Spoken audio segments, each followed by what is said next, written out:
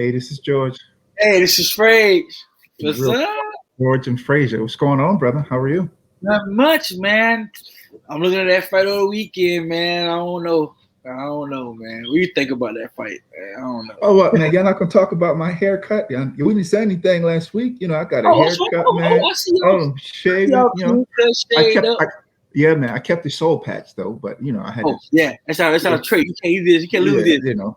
What I'm saying, man. I had to take it down, man. It's getting a little bit warm out here. I'm about to start doing this yard work, cutting the grass. Now you're warm. Before it was cold. Yeah, man. Puffed up. Yeah, man. It's definitely all good. But we got another great banger today, man. Oh yeah. We have a guest dear and near to my heart. Any type of book author, people writing books. I definitely appreciate them. Oh yeah. So Mr. Nigel Beckles will be here with us shortly. But back to that fight this weekend, man. Yeah. What'd you think about it? I'm gonna tell you like this. Some people should really think about training, like really training, like at least set a fight up months before you start booking quick and then talk trash. He talked plenty of trash. This man talked so much trash. I thought one of the old WWF wrestling matches going on. I'm like, really? Like y'all having like WWF right there, punching, shoving each other, people trying to get in front of them. I thought you were gonna do some damage. I was highly disappointed. I was very disappointed. It's too funny. I was like, wait.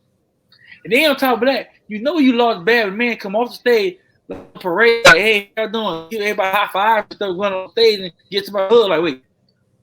You won a fight, now he just won a WWF cheerleading match.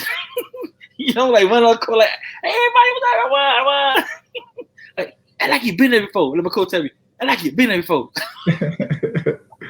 Well, look, this was supposed to be one of his most challenging matches because, after all, he got his start only fighting YouTubers. That was his claim to fame with a lot of other things that he was doing. Yep. But in combat sports, Jake Paul really got his start fighting YouTubers, and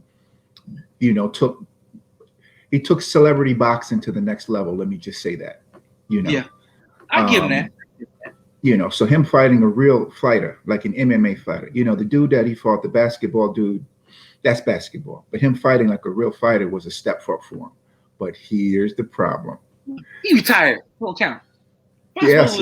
No, he's retired. But let's just be honest then. If it comes to training, who's had more technical hand training, him or Jake? Ben Askren. Here's the problem. Ben Askren's been training boxing for MMA and not boxing. Exactly. Ben Askren looked out of shape with that little tub around his belly. And he simply forgot how to stay basic when it comes to boxing. And it even showed with his guard. Look, his guard was all the way down here like this. And it should be here for the taller fighter because he can lean in on that ping ping. And that's how he got caught. That's exactly how he got caught. Because, hey, be honest with you, I'm going to fight like this. I'm going to close that space up. So you ain't going to have no distance. You got long reach. You have no reach against me. So you're not going to beat me up front. Like all this here, that ain't happening. Inside here, you going to talk. Now, I can fight inside. But see, that's the difference. But see, I'm going to tell you this, but though, he's selling out. But I want to see him fight old 60-year-old Mike Tyson. I'm going to call him out. Fight Tyson. I guarantee you, Tyson have fun with him. And you do this. I'm here just for fun. I am not here to beat your ass. I'm here to fight. He's a humble Mike Tyson. He fighting a humble Mike Tyson who not gonna do this. Jake Paul? Yeah, man, Jake Paul can't have Mike Tyson. Man, you crazy? Jake Paul couldn't fight Mike Tyson. I mean, why would you say that? Look, let me tell you something, man. I'm gonna call him out. He wants to be a fighter, fight somebody who actually could fight. Who actually training boxing. I mean, that's not even fair, man. That's like, no, I understand that. But, there's a lot of people out there that would say that they box, whether it was amateur, whether it was Golden Gloves, or whether it was AAU boxing. They couldn't even hang with that. I mean, look, I'm going to be honest with you. Jake Paul is a good promoter. He really is. Yeah. And he's a great promoter for promoting himself. But if he ever thinks about fighting a real fighter in a boxer like Mike Tyson, it's going to be lights out. That's all I'm gonna say. You can't even mention that in the same voice without slapping his mouth and put some soap in it, man. It's disrespectful. Hey George, straight up. live. That half we got from that live. We're Jordan Fraser live on that scene. Man, no doubt. Well, anyway, here we are. Our guests for today. Enough sports talk. Yeah. Let's get to book talk. It's Mr. go. Nigel. How you doing, brother? How you doing? Welcome to Real Talk. Oh, your microphone is muted. We can't hear you. You can hear me now. Oh, yes, now sir, we can. Yeah, it's quite funny actually.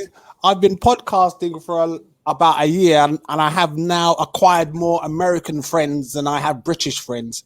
So I picked up a lot of Americanisms, like stay in your lane. I like that one. Kick rocks. I like that one too. Anyway, yeah, thanks for having me on. Pleasure. Oh, Definitely man. appreciate it. I like that. Sir, tell everybody a little bit about yourself, your background for the fans that are listening. Oh gosh, how long you got? Okay. I'm an author. My first book, How to Avoid Making the Big Relationship Mistakes, came out in 2015. That's published on Amazon. Just finished my second book, How to Avoid Abusive Relationships, will be published this year. I'm a contributor to the award-winning movie documentary Looking for Love. I'm an advocate for victims and survivors of domestic abuse. I'm a certified relationship coach. Yeah, that's my short resume. Nice. It's a big resume, you know, and that's me. I can keep it rolling, brother, but we're limited on time. Yes, we're limited on time, but as you're rolling, Fraser knows I'm thinking about questions, and I have questions. So let you know yes, now. I looked at your bio. I got a list of questions because honestly, on our show, we have had a lot of coaches. We've had some authors, and we've had a lot of people come on the show that are dealing with domestic violence, women's support, coaching, self-help. And we've had a few relationship coaches, but we've had them on the good side. We've had them on the good side of it. So on the topics of getting a girlfriend, so forth and so on. Yeah. Well, at the end of the day, that was really what my first book was focused on. Oh, let me get a copy here. So that's a copy of my first book. So my first book. Whoops. Yeah, that's better. There we go. So yeah. So that's my first book. So that's 400 pages. Took me 5 years of research before I published it. And my second book I've just finished. That's taken me 5 years. But yeah, as you say, everybody, well, not everybody, I don't like to generalize, let me rephrase. Many people obviously want to be in a relationship if they're single, looking for love, etc., fine. And yeah, the good side, as George says, but there's also a dark side. Yes. And the problem that many people don't seem to grasp is that it's easy to get into a relationship. Yes. If it turns into a nightmare, it's not that easy to get out of it. Yes. Basically. So that's why I wrote the second book. Saying that, though, I've been interested in domestic abuse and relationship abuse for a long time because I grew up in a home where I witnessed domestic violence. So partly that's kind of like my motivation. I'm all about raising awareness. But 9 years ago, I started, I've got a couple of groups on Facebook. So almost 10 years ago now, I started a group for victims and survivors on Facebook. Yeah, it's called Reflections on Abusive Relationships. So that group now has 21,000 plus members. So I'm reading about the issue of domestic abuse and relationship abuse every day. I mean, not only is the group there, but obviously I belong to other groups. Right. Because I'm an advocate. So obviously I need to keep up to date with what's happening and, you know, so yeah. And some of the cases are very sad. And well, for me, because I'm quite empathic. So you have to learn how to detach yourself from some of these stories. Yes. You know, so some of these stories are very, very sad. I mean, last week, over here in the UK, we've got a series called 24 Hours in Custody. And it was quite an interesting episode because you don't really hear a lot about men suffering domestic abuse. or men suffering domestic violence. And that particular episode, which was last week, this poor guy, he had a abusive partner. She attacked him to the extent she gave him brain damage. He went to hospital, obviously, and a few days later he died. And she got a very light sentence. I think she got something like 6, because they couldn't prove she actually caused injuries. But it's obviously she done it. But she got like 16 months. So for us over here, I know your system over there is different. Yeah. So if you get 16 months here, you could be out in half that time. Right. With good behavior. Yeah, so it was sad. And that was only last week. So that's not really something, men who suffer abuse is not something that's really discussed.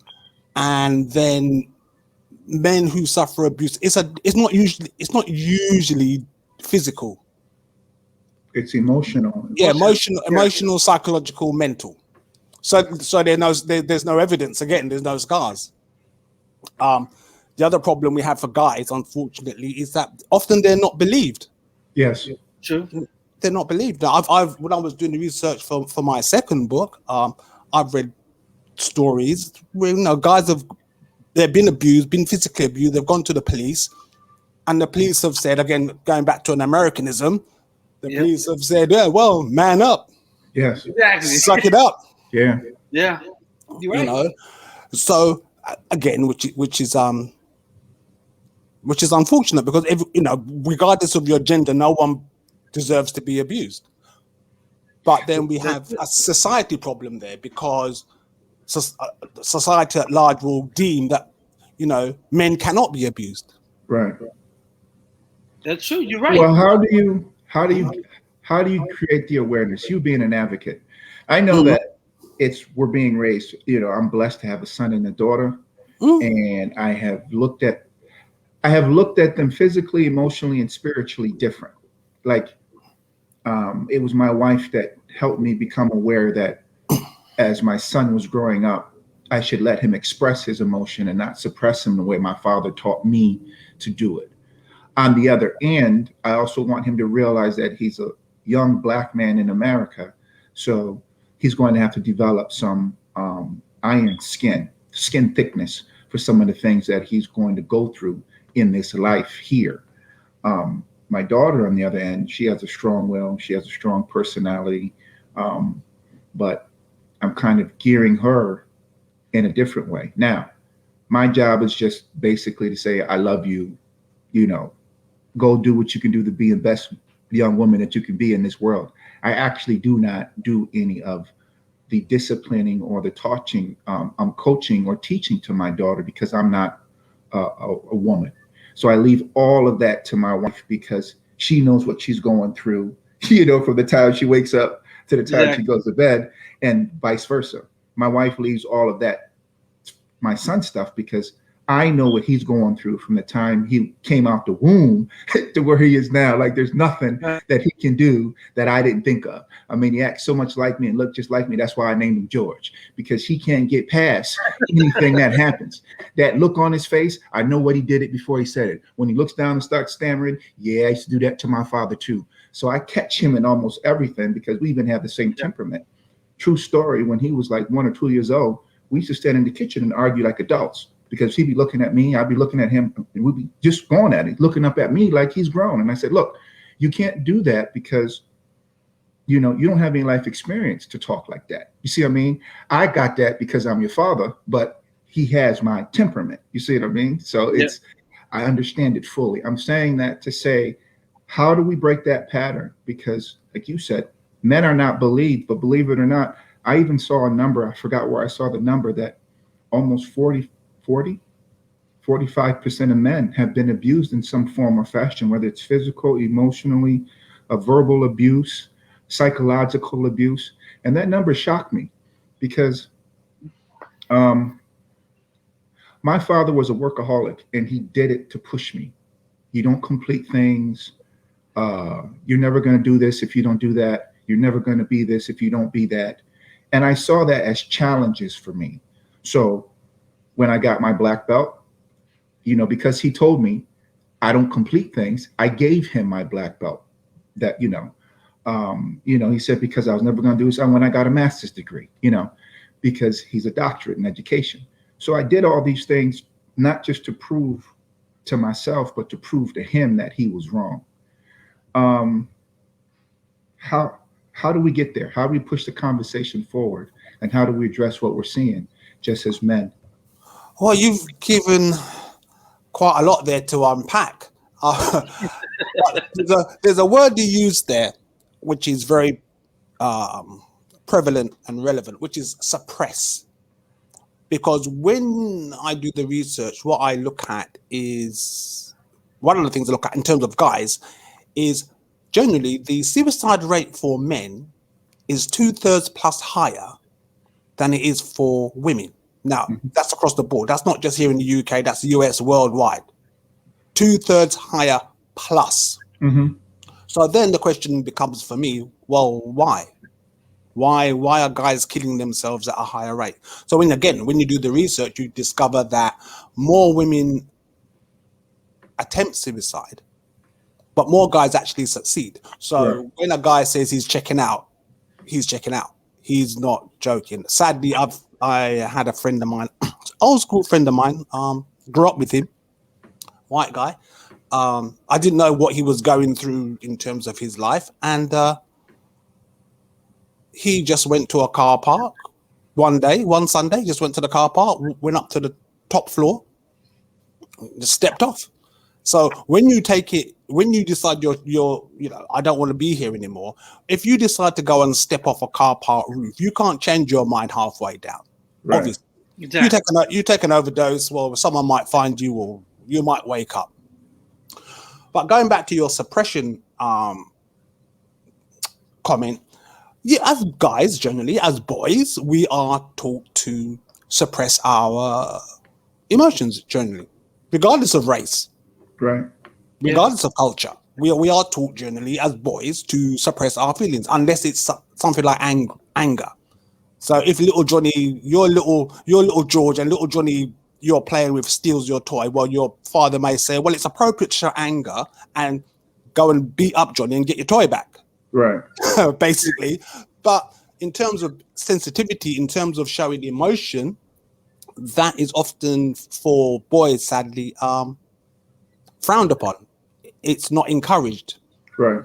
Going back to what Jules said about his daughter, yeah, well, women tend to have a more natural networking vibe anyway. They'll go and talk to their friends and not feel embarrassed about it. For guys, there's something called guy talk. So guy talk is a thing, or guy code. So many guys, they will talk about sports, as you guys were doing earlier. They'll talk about sports. They'll talk about cars.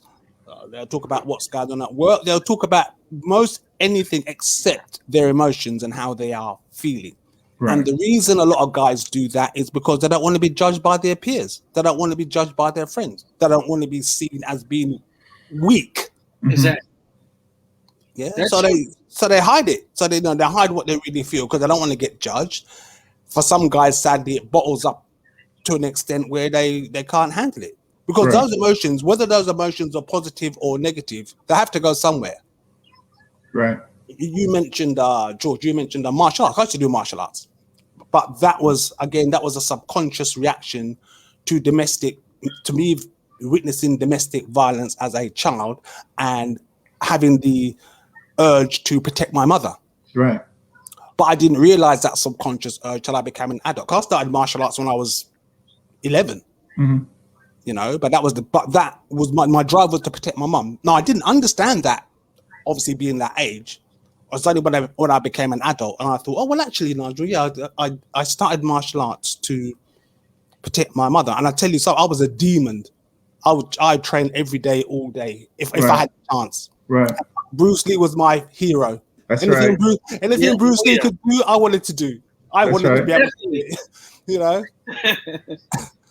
But it's sad for going back to guys. Yeah, it's not as easy Because I suppose we have this saying here in an old British saying, stiff upper lip, old chap. Right. One must just bear the pain. Exactly. And not showing the emotions. But a lot of guys are not handling that well, and it's not just older guys. When I say older, like in the sense that I have a friend I used to work with, a colleague. Her son committed suicide, and he was 26. Mm-hmm. And I was like, this was like, again, several years ago. And I went to the funeral, etc. I thought, well, he had his own flat, he had a degree, Yeah. he had a job, he spoke to his mother every day, and yet she had zero clue he was gonna do that. That's why it came as such a big shock.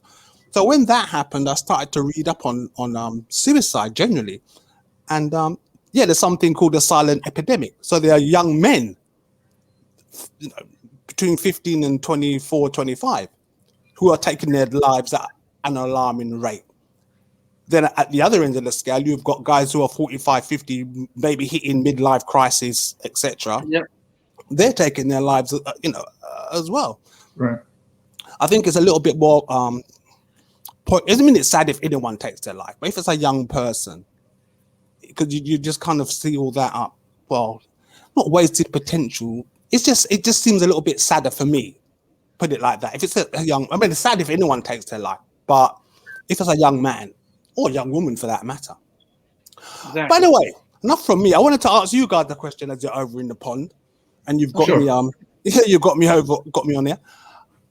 What are your views on the Derek Jackson recent revelations? Shall I say? You know who Derek Jackson is? I assume.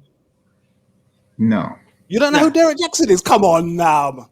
No. Come on now. No. You don't know who Derek Jackson is? No. He's a black man. Okay. He's an American. Okay. He's been all over the news in the last, say 2 weeks ago. He's been all over the news. He's even been when I say all over the news, he's even been in the mainstream media here in terms of newspapers. Oh wow. Okay. What do you do? Well, Derek Jackson, you boy, Google is your friend. Trust me. Oh yeah, absolutely, absolutely. Well, definitely. I'm gonna Google him. I'm gonna Google that. I'll give you the short version. Derek Jackson is a relationship coach, a very well-known relationship coach. Okay. That guy, you guys would use the term, I think, simp, in the sense that he panders to women. Okay. Gotcha. Don't let your man do this. Don't let your man do that. If your man cheats on you, you got to leave. You got to leave him. You got to put him to the curb. Yeah. That's how he's built his brand. He's probably a millionaire plus. So basically, Mr. Jackson was cheating.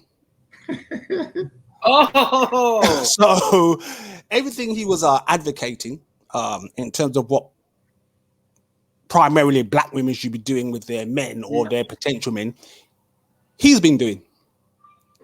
It was a car crash, and I say it was a car crash in the sense that he brought his wife onto Instagram live.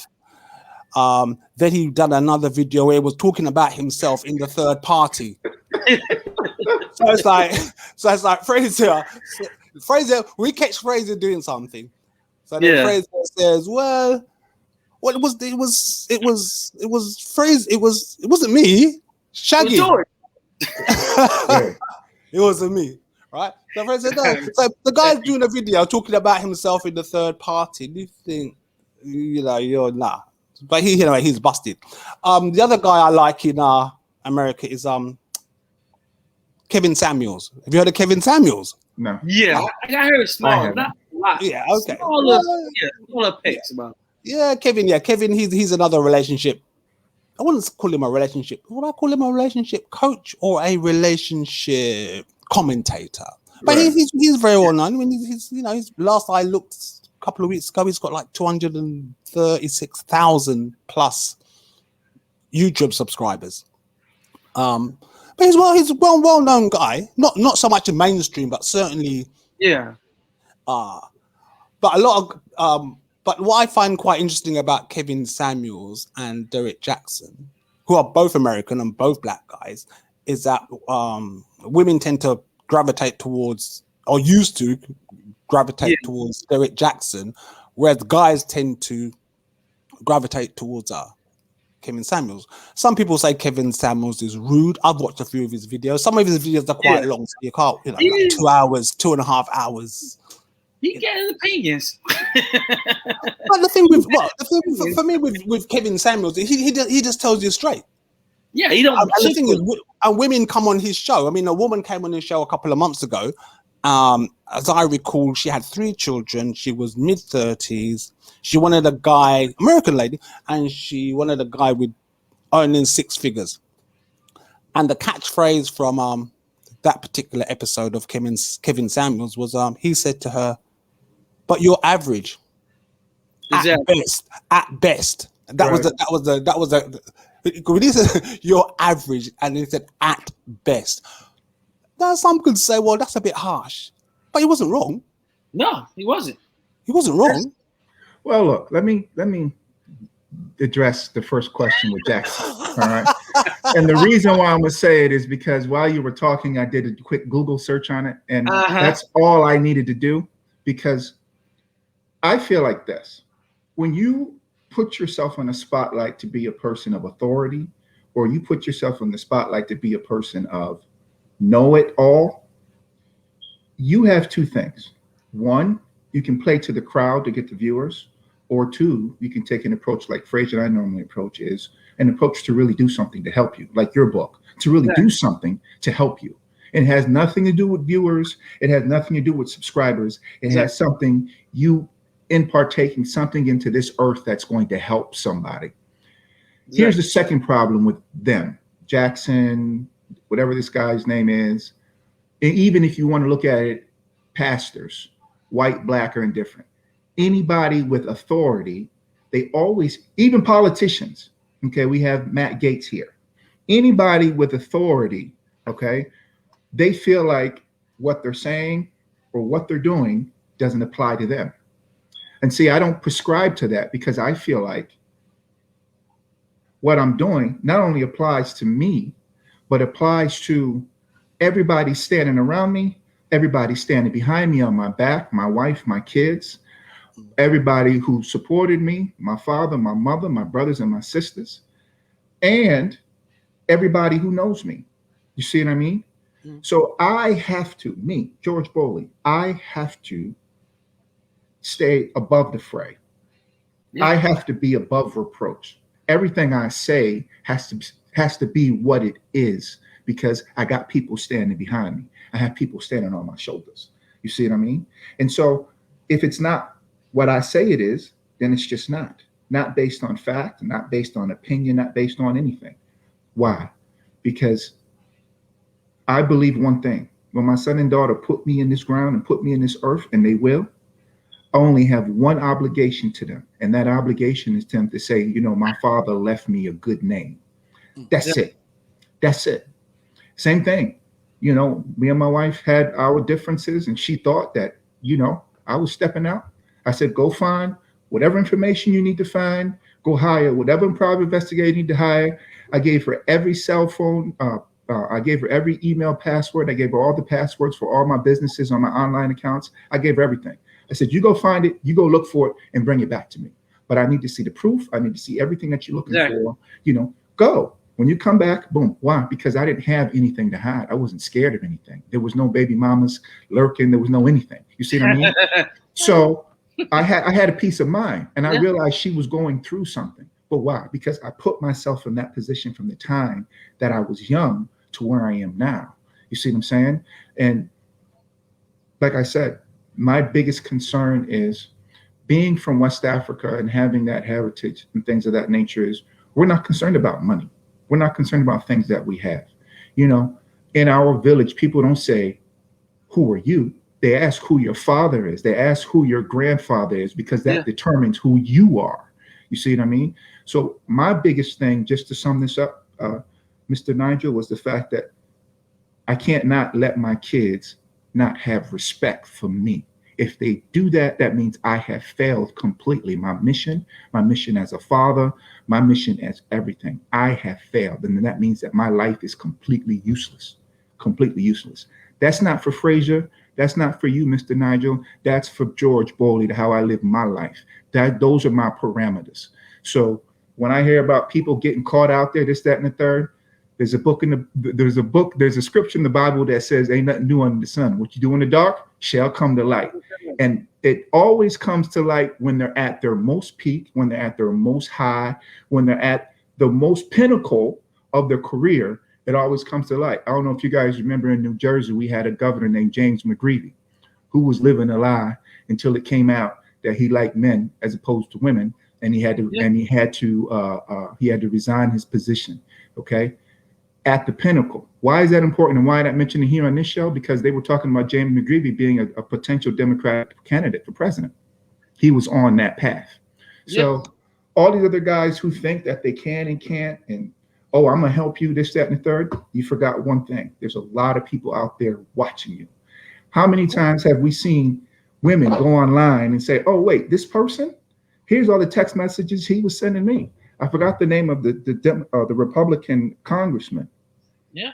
He was pro-life, but he wanted his side chick to get an abortion, so his wife didn't find out. Exactly. You see what I'm saying? So it doesn't apply to me. It applies to everybody else who I'm legislating and why I feel like abortion is this, that, and the third. But when it comes to me and mine, I can do whatever I want. And it's just a double standard that men of power or men in position of power think that they have. And it's shameful. And I feel like they deserve everything they get because they put themselves there. Go ahead, Fred. I'm going to say it like this. I'm going to say one word. It was everything you just said, Joy. Accountability. Accountability of your actions. Accountability of what you believe in and what you preach other people to believe in. You know what I mean? And they say the old saying, you lead by example.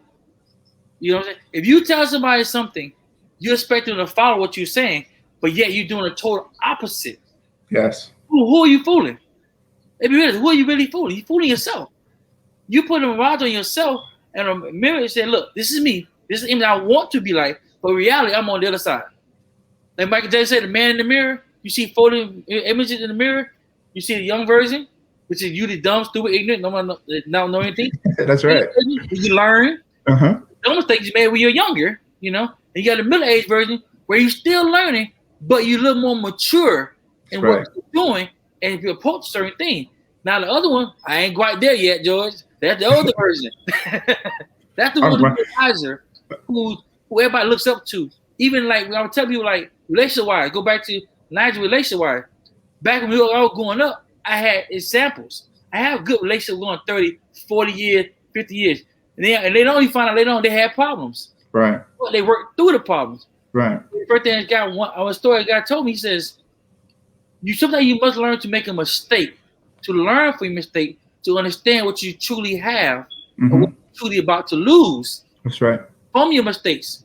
And it's the thing we learn, cause and effect. Whatever you do, whatever action is the reaction. A reaction is cause, is effect. You see what I'm saying? Whatever your action do, there's an effect from it. Now, are you willing to take that reaction from the effect? Lose your wife, lose your family, lose everything you worked so hard to get. You know? And a lot of people don't do that. They don't think. I would do that when I was younger. I was doing stupid things all this crazy. They girl, this girl, that girl, that girl, that. I ain't had no understanding of a relationship because I wasn't trying to be in one. Right. You know, but see, now the ones who are actually trying to be in one, who don't know how to now because they have no examples anymore nowadays. Let's be real about it. The average marriage nowadays, look it up. I looked at it's Texas. It averages a year. Average young couple who get married, if they last over a year, they might make it. 3 years. They might make it. Just 3 years. We didn't say 20 years, 3 years. If they make over 3 years, they average to make it maybe 8. You see, it's always a maybe after they pass it. Back then, it was just, I got married young, but they were married 30, 40 years after 15, 30 kids. Right. So it's a big difference in era. And outside kids. Don't get it twisted. Back then, they had side chicks and they had outside babies too. Yeah, that's what I'm saying. It's stuff that happened over the years. It's nothing new. It's just now coming more to light. Like y'all say, what stays in the dark comes to light. This has not been changed. There's nothing changed. It's how they do it changed. You see what I'm saying? Like, be real about it.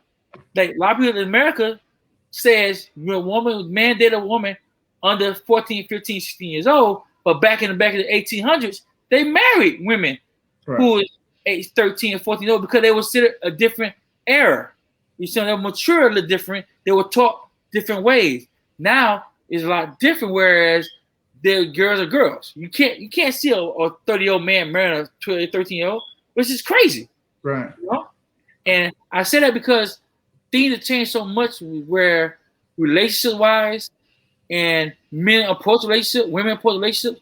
Like, for example, a man feel he's doing everything he can in a relationship, where his counterpart feel like he's not doing enough. Right. He works 4 jobs. He never home, but she wants him home. She wants him around her, but she don't understand that bills have to be paid. This has to be done. Responsibility has to be taken care of. But they want both in one, but you can't get one. My question is, Mr. Nigel, how do a man change a mindset or to understand the mindset of a woman who feels that he's not doing enough, he feels he's doing enough? How do you get around that? That conflict, yeah. And that starts. Well, there's a quote in the book Acts of Faith, Evander Van Zandt, and the quote is by actor Wesley Snipes. And the quote says, "The person who enters a relationship seeking to change the other person sets the scene for a great deal of conflict." Full stop. No point going into a relationship trying to change the other person, because you're often going to be on a hiding to nothing, as we would say. Going back to what George said about Derek Jackson, it doesn't really, for me, as you Americans say, this is how I roll. How I roll is this. At the end of the day, it doesn't matter what your field of work is. It's how you conduct your life, and it's whether, and it all depends on a person's levels of hypocrisy and their levels of integrity. Mm-hmm. And each individual has got to balance that out. Now, some people, as we know, are quite happy to be hypocrites. Right. Take that money all the way home to the bank. And unfortunately for Derek Jackson, that's exactly what happened to him, because he built his brand telling black women, basically black men generally are doo-doo, and this is how black men need to be treated by black women. Mm-hmm. That's what he built his brand on, wrote his books on, etc., etc. So that's why he got a lot of stick in terms of what happened a few weeks ago. Because, as you say, I mean, I'm not a religious person, but I do believe the Bible has a lot of good sayings and parallels. And what is done in the dark will often comes to light. And then what the person is left, or the brand, or the company is left with a situation where they've got to exercise damage control. Yeah. A lot of damage. To try and it's all about branding. I mean, the other thing I forgot to mention, I'm also a podcaster. So because I'm a former radio presenter. You might tell. All right. I can tell the course already. So we had a station. The first legally black-owned station in the UK was called Choice FM, and I was presenting with them for 10 years. And then, excuse me, so really quick, you said legally owned. What does that mean? Does that mean like it was illegal, or people of color couldn't purchase it? I'm just asking, because in the United States we could have bought it, and but it wouldn't have been mainstream. Like, you need to give me 5 seconds. Yes, sir. Okay. 5 seconds. I'm just gonna get something to prove a point. I like that one. Absolutely. I didn't realize we were going to be going in this direction. Right, legally owned. Right, this book. Right, but it's called London's Pirate Pioneer. Yes. Nice. I'm featured in this book 3 times. Now, while it's called pirate, because in the UK we had pirate radio. Okay. So how pirate radio came about? Pirate radio, as the name suggests, is illegal radio stations, basically. That started off back in the mid '60s with a station called Radio Caroline, and they were based off the shore of the UK. So they were broadcasting to the UK, but they were in the sea, so they couldn't be. Well, they were prosecuted in the end. Yeah. So then you fast forward now to the mid '70s. As black people or lovers of black music, we were only given like 5 hours a week. So you had a guy called you had Tony Williams. Mm-hmm. He done a reggae show on a legal station. You have to stress legal on BBC Radio London. So you had Tony Williams. You had David Rodigan on a Saturday on another radio station called Capital Radio, and you had Greg Edwards. So Greg Edwards done the soul spectrum. Then you had David Rodigan done the reggae. Those were both on Saturday. So those two shows were back to back on the same station. And then on the Sunday, you had Tony Williams. As far as black music was concerned, that was it. Mm-hmm. Unless it got into the mainstream charts in the UK. So in the, say, late 70s, early 80s, black people started to make their own radio stations.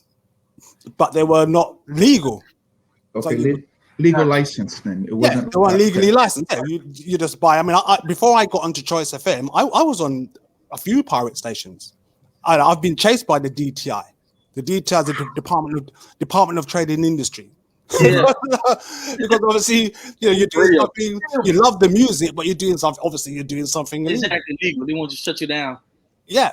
So we had pirate radio stations here. So that's why I use the term legally owned, because say the late 70s into the 80s, the stations that was playing black music were pirate stations. They were illegal stations. I mean, there's even a reggae track called Pirate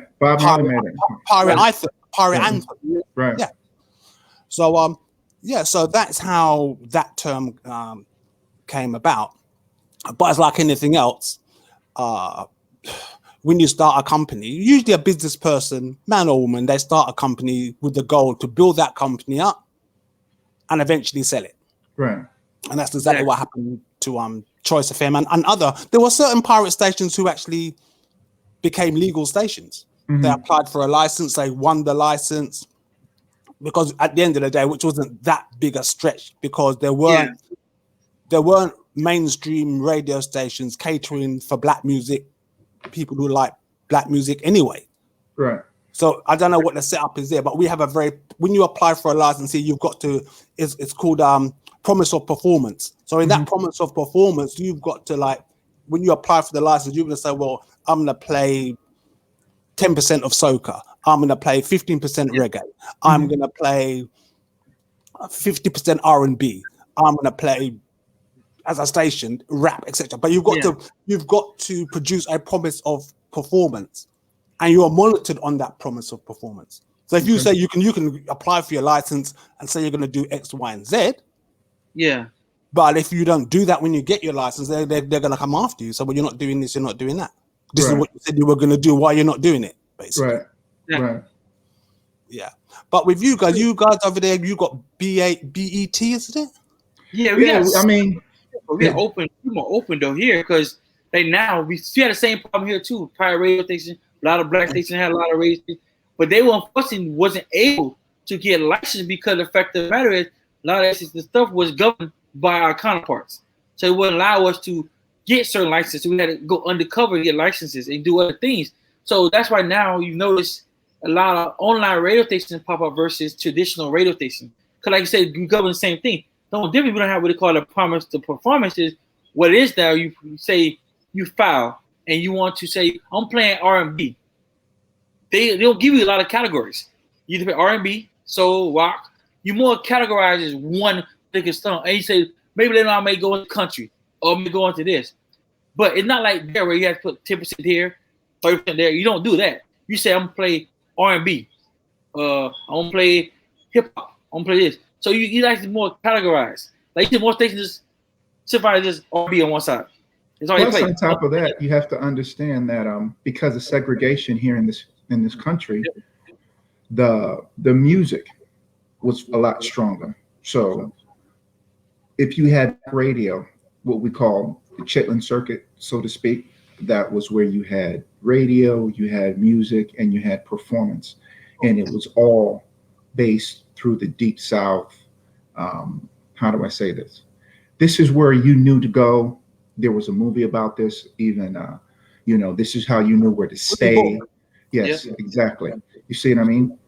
And what changed in this country was the white people in power started seeing how much black music, the black economy was drawing, and they figured, listen, it was just too much money in these particular economies for 3 or 4 or 5 or 6, 7 people throughout the entire country to hold that was considered quote unquote black radio, black music, black this, black that. So, they only integrated all the pop songs, and the ones that they didn't want to integrate, they took. So that's why you had Little Richard here, but you had an artist like Little Richard on the white stations. You had this artist here, but you had an artist like him on the white stations. You see what I mean? And it was just an entire, how do I say this? It was just an entire theft, so to speak, of our culture, our dynamic, of everything that we have done, until they couldn't steal it anymore, until the lights became too bright for them to just say, oh, we're just going to take it. So we kind of had to squeeze through the door a little bit to get there. And then we had, breakout artists. Like, for instance, if you look at Michael Jackson was the first artist to break on MTV with a music video. And what he used? He used Billie Jean, you know what I mean? Which took him to the moon and back, know? So it's just interesting. We're going to transition back to relationship. Let me just finish this thought. It's just interesting how. Yeah, one more on that too. Yeah, one more thought you finish, George. How we always have to fight for the little bit, okay? Yep. But we never get the maximum for the little bit that we put in. That's true. You're right. And I'm gonna just add on to what George was saying. What they do back in the old days, what they do, label to do was they would sign a black artist, right? And the black artist think he's getting signed, well, he really not. He's writing music for the white counterparts. That's right. But what they do is, a matter of fact, I believe you ever seen a movie, Five Heartbeats. We had a part of the movie where the guy goes to the record label and says, "Oh, I'm a sign." But he says he bring a white group in and starts singing the exact same song he just wrote for him a few minutes ago, and in the white version of it. See, this is what we're doing. This is our game plan. We're gonna take your music and we're gonna scream it to the white. You're like, what the heck? Man, you want your rabbit mind? He was upset because that's what they were doing. They'll take your music and flip it and transition over, and you sign over the whole rights to that music to them. In that contract. That's part of the contract. They will pay you, what, $15, $13, whatever it is. You play on your black stations, but at the same time, they're making twice as much money with your same music, same thing. More than twice, Fresh. They're owning the masters. They're owning all the rights. They're paying you pennies on the dollars. They're owning the broadcast rights. They're owning all of it. That's why most major labels to this day don't even allow you to own your masters. You have to negotiate that in your contract if you're smart. Exactly. Okay. But that's where a lot of people made their money, because it's that catalog. Okay. Michael Jackson understood that. That's why he bought the Beatles catalog. And whenever he got into financial trouble, he would only sell a portion of a piece of the right of the catalog to get, you see what I mean, to get the money. That Beatle catalog to this day is almost worth almost $1 billion+ to this day, if my memory serves me correct. That's double. Because Paul McCartney tried to buy it back once he passed, and they want to sell it back to him. He tried to buy it back. I don't blame him. I don't blame him at all. Hey, step your game up. Anyway, that being said, really quick. That being said, I wanted to say to respond to Fraser, because the Five Heartbeats is my all-time favorite film. I've had that on DVD for years on years. And in fact, even earlier this year, there's a Making the Five Heartbeats documentary. Yes, sir. Oh, wow. And I've watched that as well. It's available on Amazon Prime. But the interesting thing about the Five Heartbeats is Robert Townsend, the director and guy who's in it, he wanted to base the story on the Temptations. Yes. But when he took the original script, to the producers, they said, no, you can't base it on the Temptations, because if we run it, the script how it is, if you remember Big Red, the record company guy, they said, well, yeah, but we could get sued because Berry Gordy might say, well, Big Red is based on me. Right. Right. Exactly. Therefore, that's defamation. Right. So they actually, so you have to kind of tweak the script a bit. So it's based on several kind of groups from that era, 60s, 70s, like the Dells, Temptations, but they could, the way he wrote the original script, they couldn't make it too specific. Right. Because, you know, and then going back to what you said about, you know, the black people doing the singing, but they put the white guys on the cover. But you have to remember, again, going back to Berry Gordy, when Tina Marie came out, fantastic voice that woman had, fantastic. But he was reluctant to put her on the cover because she was white. Yeah. Because we all know, if anyone who knows any of Tina Marie's work, she sounds black. When I first heard Tina Marie, I just assumed it was a black woman. I didn't give it any thought. Exactly. Listen to tracks like Square Biz and Just a Sucker for Your Love, those kind of, you know, I'm not thinking to myself, oh, that's a white lady singing. But Berry Gordy was good at marketing though, and he kind of figured out. Well, he said, well, this is aimed at the black market. If they see that Tina Marie is actually a white lady, maybe the sales won't be as good. Exactly. You know, so everyone's got their strategy. Anyway, it's been an interesting conversation because considering I thought I was going to be coming on here to talk about relationships. Yes, it's real talk. You do what you say on the tin, gentlemen. Yeah, real talk. Real talk with George and Frazier. Absolutely. I mean, you know, plus that history as well too. I mean, we have two different cultures seemingly from US and UK. So, you know, it's definitely a good history lesson from people that have been there and done it, because I think if we can stitch that together and understand that, we'll learn that we're not as far apart as the white folks want us to think that we are. You know, the struggle here in the United States is just as real as the struggle is there in the UK. It was, and if not more. I think for you guys, to be quite honest, I mean, I follow politics and what's happening in America more than what I follow what's happening here in the UK, to be quite honest. As I mentioned on my podcast, last week I had a guest on Barrington Salmon. He's a journalist, veteran black journalist. So I had him on to interview him about the George Floyd trial. Because obviously, you know, jury's still out.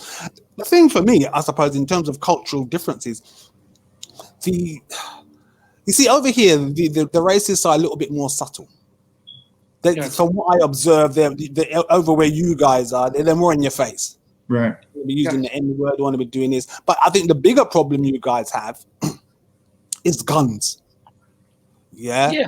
Because at the end of the day, you know, even in terms of differences in culture, our police, as a matter of routine, do not walk around with guns. They might have a junction, they might have a taser, but they don't walk around with guns. Right. If there's an incident that requires armed officers, say a police officer turns up, they've got to call up and get a armed police unit to go and attend to that situation. Gotcha. You guys have got police walking around, you know, and I was looking at it the other day, and I was thinking, well, because since obviously George Floyd, and then now you had Dante Wright, right? Yeah, last week, right? So the issue that comes up is the pension. So basically, a police officer can be convicted, even go to prison for that, but that doesn't mean it's going to affect their pension. Yeah, that's in Milwaukee. Milwaukee's the only state that has that. Every other state, you know, their pension can be challenged. But here's the problem: a lot of people walk around with that Second Amendment sewn to their back, and the Second Amendment, you know, right to bear arms. It's just like I said, there's also something in the Constitution that says I have a right to liberty, freedom, and happiness. You know what I mean? Exactly. And it's just, if you want to be a constitutionalist, we could debate this all day as to what would constitute, how we can do it to get it done. But the long and short of it is, in my opinion, people just forgot how to get along, how to respect each other without being disagreeable. You know what I mean? You've got another problem there, though, haven't you? Because see, when you look at it, because I'm a keen researcher of history, especially Black history, especially Black American history. So I'm a big Malcolm X fan. I've got 6, 7, 8 books here on Malcolm X. I've got books here on Martin Luther King.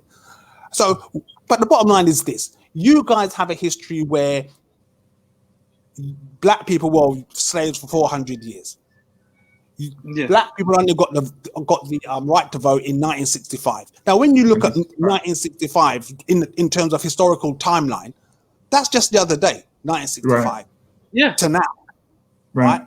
And when Obama got elected, everyone was on about, it's a post-racial era. But then you see the backlash to Obama was the orange Trump. Man. It was Trump. It was Trump. Yeah. That's what we call him, the Orange Man. I'm sorry. You've heard Orange Man. Yes, I've heard of the Orange Man. Yes. So we don't mention his name on our show. Just the Orange Man will be fine. 45. Yeah, 45. 45. So, and for me, it's like, especially the last couple of weeks. I mean, it's always been in my mind. I mean, I was asked last week, have I ever been to America? Oh, no. I've been invited. I've got family over there. I've been invited numerous times. I have never been to America. I have no intentions of going to America because my attitude is I could be the wrong color in the wrong place at the wrong time. Right. And that's the end of Nigel. Right. And I'm like, no, I mean, don't get me wrong. We have racism here. They're just a little bit more sneaky about it here. Right. They're not so much in your face here, as it were. Well, we got racism everywhere, but then I always go back to the roots. So then if you go back to, I went to Egypt back in 1998. And so I done my research before I went, So I didn't see any pyramids, but I went to the Valley of the Kings and Queens. It was a week cruise down the Nile. Mm-hmm. So every day you woke up, you're in a different location. Yeah. So when I went, I started to notice things as I do. And then when I see the carvings of Black people, the noses are scratched off. Right. Yeah. Or if you look at pictures, even you look at pictures now, you look at pictures of the pharaohs. Yeah. With the nose is blown off. Right. So you think, well, hold on, what's going on here? So at the end of the day, it's always, as a race, we've always been suppressed, effectively. Right. So it's not because you can look at it from an American perspective as a Black person. You can look at it from a UK, because our perspectives will be different. Because our history as Black people is different. Your experience as a Black person is going to be different to mine, like growing up in the UK. Exactly. And we will have similarities and we will have differences, you know. But the struggle is the same. Exactly. Well, let me ask you real quick because we're running out of time. Was Meghan Markle right? Gotcha. No. I mean, it's not a gotcha. Well, you need to give me some context. So when you say right in what sense? Because she, the interview with Oprah Winfrey was pressed internationally. And a lot of people feel like the only reason why Harry stood by her was, one, kind of that was his wife, and two, it affects his son, so to speak, in some form or fashion, because he got black blood in him. Yeah. But was she right? Was the British monarch colorblind or not colorblind, oppressive? I think the British monarchy were probably, some in the British monarchy, some were probably concerned about the monarchy becoming a little bit too colorful. There's a scene from Black Panther. There's a meme going around where the Michael B. Jordan's villain character, Killmonger, when he walks up to one of the ladies, goes, "Hi, Auntie," And I say, yeah, that's going to be Archie in 30 years' time when he goes to claim the throne. Hi, Auntie. Right. But I was actually talking to my mum about the Meghan thing yesterday, funny enough. And I said to Mum, at the end of the day, you've got to realise there's a racism issue there because Meghan was getting the most horrendous racism in the press here. Again, they tried to be subtle. Mm-hmm. But you have to look at history. I always look at history. And if you look at how they treated Diana, mm-hmm. a white English rose, as they would say here, a rose of the empire, right? Mm-hmm. If you look at how they treated Diana and ultimately killed her, I believe. Yeah. If someone tells me that was an accident, well, yeah, fair enough. But no, do your research. If they treat a white lady like that, who's outside of the system, even though she was quite in the system, because her family were well-to-do as well. Right. Spencers, they're going to treat Diana like that. Well, why do you think they're going to treat Meghan? Exactly.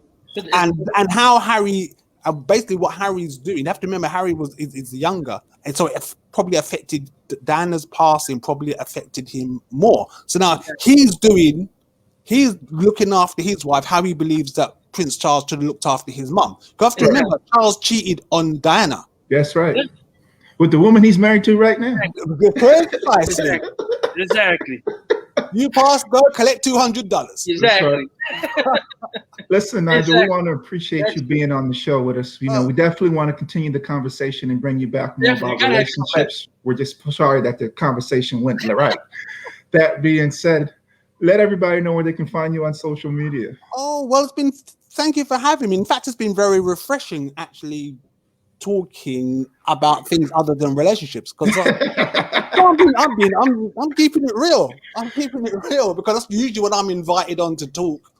Obviously, when I talk to me about relationships or abusive relationships, I actually have a chat with some guys about some other things, because life is life, isn't it? Right. So where they can find me, right? Well, you can find me at my podcasting website. That's a good start. It's called authornigelbeckelspodcast.com. So that's a dedicated website to my podcast. Find me on Twitter, Instagram. In fact, if you Google Nigel Beckles, or if you Google author Nigel Beckles, I will be found. I'm an easy guy to find. Trust me. Absolutely. And one more thing, what tips you have for the relationship? What tip you have for the young people coming up in relationship wise to get out of bad relationships? Couple tips. To get out of bad? Well, again, there's something. Well, whether you're young or whether you're middle-aged or old, the question is for me is due diligence. Are you paying attention? Because, like I said when we started talking, it's easy to get into relationships. Getting out is, especially if it's an abusive relationship, not that easy. Right. And costed your life. Over here, for example, on average, 2 women a week are murdered by a partner or ex-partner on average. Ooh. And that was those figures are prior to lockdown. Because since lockdown, it's gone up. So I don't know, I'm not clear off the top of my head of the figures in America. But I imagine they're very similar, and they're probably higher because again you've got the gun issue there. Right. Exactly. Pay attention. My advice to everyone is always like pay attention, and more importantly, pay attention to your intuition. Right. Because sometimes it's not a question of someone slaps you or shouts at you or is abusive to you. Sometimes you might just get a vibe. You might just get a feeling from something's off here, and that's I think a mistake a lot of people make is they're looking for evidence. They're waiting for the evidence. Right. Unfortunately, the evidence might be you might lose an eye or a leg. Right. Or an arm. All right. But if you get that feeling that something feels off, then you've got to pay attention to that. Your intuition is your friend, basically. Absolutely. Your intuition tries to protect you. Absolutely. Absolutely. Well, listen, Nigel, we thank you for being on the show. Thanks for having me. It's been fun. Definitely love to have you again. Anytime. We get right with the friend, right, George? Thank you so much. Absolutely. Family, brother. We family now. Indeed. Yeah. Anytime I must have you guys on one of my podcasts. Actually, that'd be fun too. Yes. You'd be honored. Be honest. We love doing those. Oh yeah, I've had some good. I mean, in fact, the majority of my guests are actually American. I mean, I've had on Robert Bell, Kool and the Gang. Mhm. They've sold like 70 million plus albums. I've had him on as a guest. I've had Jane Elliott on. Jane Elliott is a white lady, but she's well known as an educator Mhm. in terms of anti-racism. I mean, Jane Elliott's been on Oprah Winfrey's show 5 times at least. Right. Wow. So I've had her on as a guest, but I have a variety of guests. I had a guest yesterday. He was born with cerebral palsy. Right. Oh, Which nice. is something I didn't know anything about until yesterday when I interviewed him. So you have all types of guests. I had a guy called Terry Tucker. He's suffering with sadly with terminal cancer, and he's got and during his treatment he's had to have amputations. Right. But since his diagnosis, he's written a book. He's a motivational speaker. So Terry in particular, I found very, very inspiring, but very humbling at the same time, because he is, even despite what he is going through, he's still trying to help other people. Right. This is amazing. So, So it's been an interesting journey. The podcasting journey, very, very interesting journey indeed. But yes, gentlemen, anytime you want me back on, I'm cool. Absolutely. Let us know as well too. Let know you love to be on the show. Yeah, absolutely. Okay. All the Thank best. you, Take care. All right. Take care, brother. Told Man. you. We got another banger. Joy, man. We killing them. Yeah, man. Listen, check us out for our shows this week. We got some new announcements that's going to be happening. We got a show tomorrow, so check that out. 1 o'clock, Definitely. Same time. Hey, this is George. Hey, this is Frakes. And that was Real Talk with George and Frazier. We'll see you guys tomorrow, 1 o'clock. Peace. 1 o'clock. Peace.